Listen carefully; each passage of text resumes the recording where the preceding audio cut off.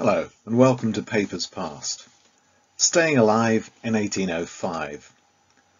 In this video we're going to be looking at the job of the apothecary along with contemporary newspaper ads for some of the quack medicines of the day and other rather dubious attempts to survive and stay healthy in Georgian England.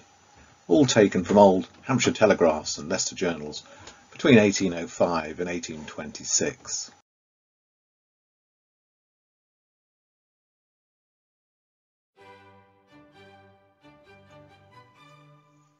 Wanted, an apprentice for a surgeon and apothecary, formerly practising and several years resident at a public hospital in London.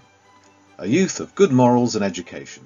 For the term of 3 years, he will be considered as one of the family and have advantages both in respect to his instruction and future prospects, unusual in similar situations. For particulars, inquire of Mr. Newman, hatter and hosier, Southampton. Interesting. I wonder what the unusual prospects were for someone wanting to work as an apothecary or surgeon in the early 1800s. Apothecaries had been around for centuries, traditionally making medicines from concoctions of herbs and spices. By the 1800s, they would also be selling off-the-shelf medicines as well as giving medical advice. They were in effect a cross between the modern-day pharmacist and the family GP. Judging from this contemporary cartoon with a symbol of death grimly mixing up some medicine in the background, public opinion of the profession was still, shall we say, mixed. Women were technically not allowed to be apothecaries, but many women were involved in the family business. However, as an apothecary's widow, you could carry on the business in your own right. Hence, Widow Welsh and her granddaughter, as we can see from this ad, were able to produce and sell her medicines throughout the country. Georgians being Georgians, there would have been a ready market for any medication for sexually transmitted diseases such as syphilis. Traditional remedies were often dangerous, incorporating the use of mercury, for example. So there would have been a ready market for these. The late Dr. Cullen's celebrated scarlet pills, the most infallible anti-venereal ever discovered, assuring both the prevention and cure of a certain disease, if you know what I mean, and particularly useful for those who go on long journeys and gentlemen who travel by sea. With the Napoleonic Wars in full swing and Britain a major trading power, you can positively hear the apothecary's tills ringing. And I wonder what happened to the late Dr. Cullen. May have put just a little too much faith in his pills. Just saying. This is an interesting ad from the Leicester Journal in 1826.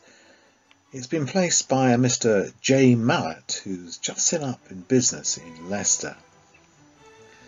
J. Mallet, apothecary and retail chemist and druggist, most respectfully announces to the inhabitants of Leicester and its vicinity, he has taken and entered upon premises on the London Road opposite York Street, where he proposes carrying on the above profession and business, and that every exertion will be studiously and assiduously made to give satisfaction. J.M., having had the advantage for a number of years of a friendly intercourse with several eminent physicians and apothecaries, can confidently assert from much experience he has brought to a state of great perfection some of the very best, cheapest and most efficacious medicines for the many diseases peculiar to this country. And it goes on. He offers true patent medicines, genuine drugs, pure chemicals, with every article belonging to the trade of the very best quality. Physicians' prescriptions and family recipes carefully prepared, cattle medicines of the best quality, healthy leeches, teeth extracted with infinite care after 20 years' experience, and then also copied from the Lincoln and Stamford Mercury on the 9th of June, a kind of reference. Holbeach and its neighbourhood will experience a considerable loss in the person of Mr. John Mallet, who is going to remove to Leicester for the benefit of his family's health. To the trade of chemist and druggist, which he carried on in Holbeach for several years, he added those of surgeon and apothecary, being originally brought up to the profession, and we speak from our knowledge of the fact that all classes lament his departure. It may be justly said, for more reasons than those of his professional abilities, that he had rendered himself a truly useful man. John Mallet refers to healthy leeches in his armoury of medicine, although how he knows they are healthy I'm not quite sure. The fact is that in the early 19th century, leeches were still used as a common treatment for many diseases, including smallpox, epilepsy and gout. If leeches didn't work, the next stage was bloodletting. Being trained as a surgeon, John Mallet would have been able to provide this service as well. With little regulation, frauds or quacks and their dubious medicines were all too common. But not only were the claims on some of the medicines advertised frankly outrageous, they were also very expensive. Look at this ad for Russia oil, a hair restorer. It claims, "Several gentlemen who have been bald for years have declared, after using the Russia oil regularly for 3 months, became nearly covered with hair."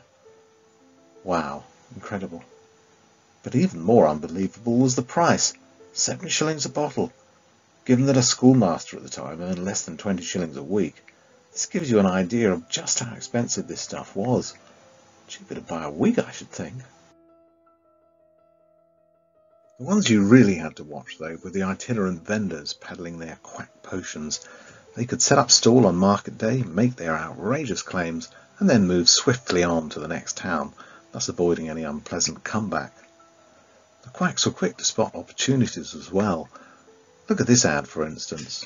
Apparently, the poor citizens of Chichester were suffering from an outbreak of the deadly typhus fever. Still, every cloud. Try Dr. Norris's drops. When every other remedy has been tried in vain, the benign influence of this valuable medicine has prevailed, even in the expected hour of dissolution. Or maybe you've got a rat problem.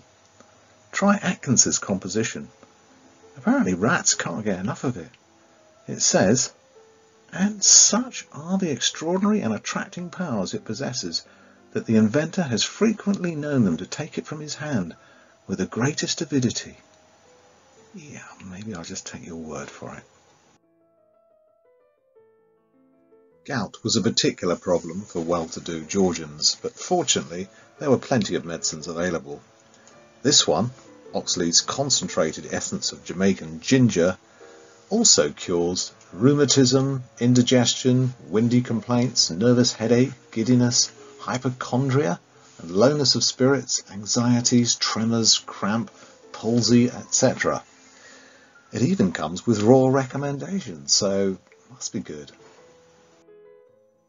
Now, just in case you were beginning to think that selling dodgy medicines to a desperate public was money for old rope, you may well be right. But it does come with one caveat. Cases of patients being poisoned were common, and as in this case I found here, where 2 children died as a result of an overdose of opium to treat a cough, the druggist responsible was probably hanged.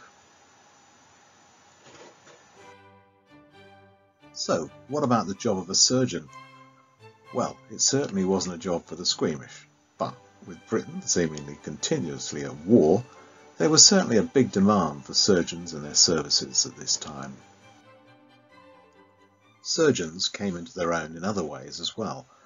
For example, rabies was a serious problem in England at this time, and mad dogs were rightly feared. Listen to this account of a mad dog on the prowl in Chichester.